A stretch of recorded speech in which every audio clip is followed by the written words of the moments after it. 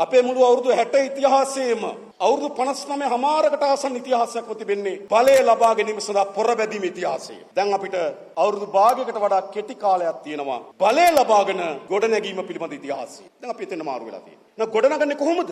මොනවද අපි ඉතිහාසයෙන් ගොඩනැගීම සඳහා අරගෙන එන්න ගිනි අවි මොනවද අවි? මොකක්ද අරගෙන එන්නේ? මොකක්ද මේ ගොඩනැගීම සඳහා තියෙන අපේ න්‍යෂ්ටික බලය? මේ ගොඩනැගීම සඳහා තියෙන අපේ න්‍යෂ්ටික බලය අපේ හෘද සාක්ෂිය.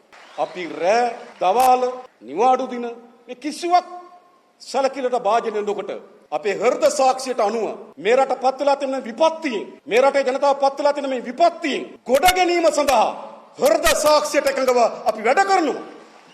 ඒක අපි අත්හරින්නේ. අපි වැරදි කියලා කියන්න තියෙන මොනවද? වචනයක් දෙකක්. ඒ වචන වලට දෙන අර්ථකථන මේවා විවේචනද? මතක තියාගන්න. අපි හෘද සාක්ෂියට අනුව වැඩ කරනවා. අපිට මේක අලුත් පරිච්ඡේදයක්. අපි වැඩ කරමින් ඉගෙන ගන්නවා. ඉගෙන ගනිමින් වැඩ කරනවා. එමය මේ ව්‍යාපාරය. අපි ආණ්ඩු බලවේ හෙබවීම සඳහා පුරුදු පුහුණු කරන ලද එහෙම කණ්ඩායමක් නෙවෙයි. අපි දන්නවා අපි කවුද? අපි දිගු ඉතිහාසය බලය ලබා ගැනීම සඳහා පොරබදපු ඉතිහාසකින් පසුව අපි බලය අපත් කරන් තිබෙනවා. ඒ බලය මේ රටටත් මේ රටේ ජනතාවටත් අසීමිත ලෙස ආදරයන් සහිතව හෘද සාක්ෂි හිතු වැඩ කරනවා. වැඩ කරනකොට ඉගෙන ගන්නවා. ඉගෙන ගනිමින් වැඩ කරනවා. ලංකා ඉතිහාසයේ පළමු වතාවට ආණ්ඩුවක් ගොඩනැගිලා තිබෙනවා. ජාතික ජනබලවේගයේ ජනතා විමුක්ති පෙරමුණ පෙරටු කරගත් හෘද සාක්ෂියත් එක්ක මේ රටේ ජනතාවත් එක්ක බැඳීමක් තියෙන ව්‍යාපාරය. අපිට විවස්ථාවෙන් බැඳීමක් තියෙනවා. අනපනත් වලින් බැඳීම් තියෙනවා.